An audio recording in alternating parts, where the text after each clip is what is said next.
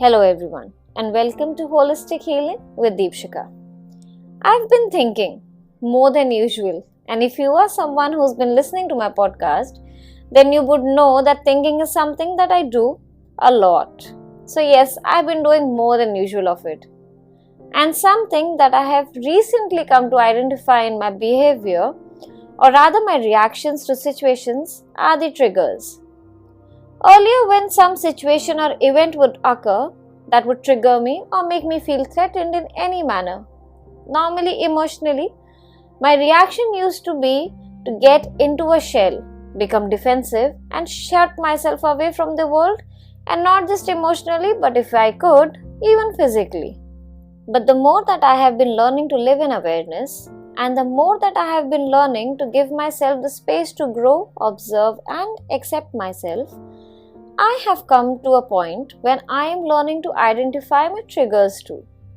That does not mean that they don't affect me or that I don't react. In fact, very recently, I did react to something and ended up creating a hurtful situation for a loved one. But then, thanks to the work I have put in, I was able to come to the realization of what I was doing and rectify this situation, and not just accept my reaction but also explain it to the other person, for the entire situation to change from an argument to an awkward but acceptable situation. And that day, a thought came to my mind that no matter how much healing work is done alone, the actual work starts when other people become a part of your life. That's when these events, situations, emotions, etc., that you had thought you had healed from pop right back up to give you a huge hello in the most unexpected manner. Okay, so I am not trying to scare you or say that healing does not take place if done alone. It's just that there is a limit to the healing that takes place when alone. Because after a certain time, there are no triggers, or there is no one mirroring your fears, or there are no situations where your mind takes you on a roller coaster ride, showing you your worst fears. At least that's what my mind loves to do.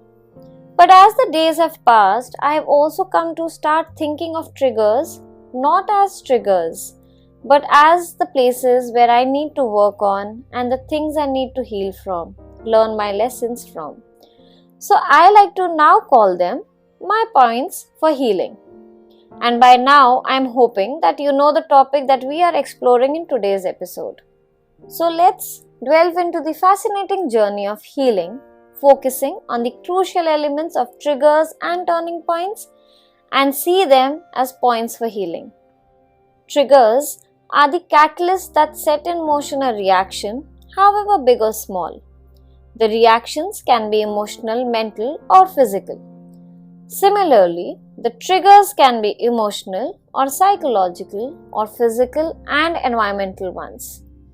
Not all triggers are negative, some are positive too, but all of them serve as a powerful tool for growth and transformation if recognized. To explain the different types of triggers in a little more detail, emotional triggers often arise from past trauma, unresolved issues, or even moments of profound happiness. They force us to confront our innermost feelings and confront them head on. This process at times can be painful, but it is an essential part of the healing journey. Psychological triggers. These stem from our thought patterns, belief systems, and the stories we tell ourselves. These mental triggers can be especially influential in promoting healing as they challenge us to re-evaluate our perceptions and beliefs, ultimately leading to personal growth. Physical and environmental triggers can be external factors like illness, accidents, or significant life changes. They disrupt our routine and comfort zones, compelling us to adapt and seek healing in the face of adversity. Now, while on the healing journey, when we are busy minding our own business, facing our triggers, trying to make sense of the events as they unfold, looking at the events as lessons and doing all that we are supposed to be doing, there come moments when a healing journey takes a decisive shift. These moments can be profound realizations decisions, or experiences that have a lasting impact on our lives. Let's call these points as turning points. Now, turning points are where our growth becomes tangible and a healing journey truly takes shape. These turning points may be in the form of self-reflection. This often occurs when we find ourselves at a crossroad, questioning our choices and realizing the need for change. It's the moment we can say, I can't go on like this. Turning points may also come in the form of support systems. Sometimes, turning points are in the form of supportive relationships. A friend's kind words or a therapist's guidance can inspire a significant shift in a healing journey. Such connections can be the turning points that lead us towards recovery. Sometimes, personal epiphanies can be powerful turning points. These are the aha moments when everything suddenly makes sense. This clarity can lead to profound change and growth, pushing us further along the path to healing. Why are turning points important to be mentioned while talking about triggers is because triggers and turning points are not isolated events. They often interact in a dynamic way. Triggers create the need for change and turning points provide the opportunity for transformation. Without triggers, we might remain stuck, and without turning points, we might miss the chance to heal.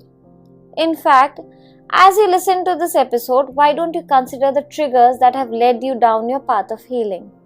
What emotional or psychological experiences have challenged you? What external factors have forced you to adapt and grow? Additionally, why not reflect on the turning points that have shaped your journey? What moments of clarity or support have been pivotal in your healing process? Also, it is extremely important to remember that healing is a deeply personal journey. What works for one person may not work for another, and there is no universal recipe for healing. What's important is to embrace your own triggers and turning points and use them as opportunities for growth, self-discovery, and ultimately healing. As we come to the end of this episode, all I would like to say is that triggers and turning points are the cornerstones of the healing process. They propel us forward on our journey, providing the catalysts for change and the pivotal moments of transformation. Remember, avoiding triggers isn't healing. Healing happens when you are triggered and you're able to move through the pain, the pattern, and the story and walk your way to a different ending. Oh, also, please remember, healing isn't synonyms with perfection, but more on that in another episode. I hope you enjoyed this episode. Please share it with your loved ones and do leave a review on Apple Podcast or Spotify. Thank you for listening. Have a great day ahead.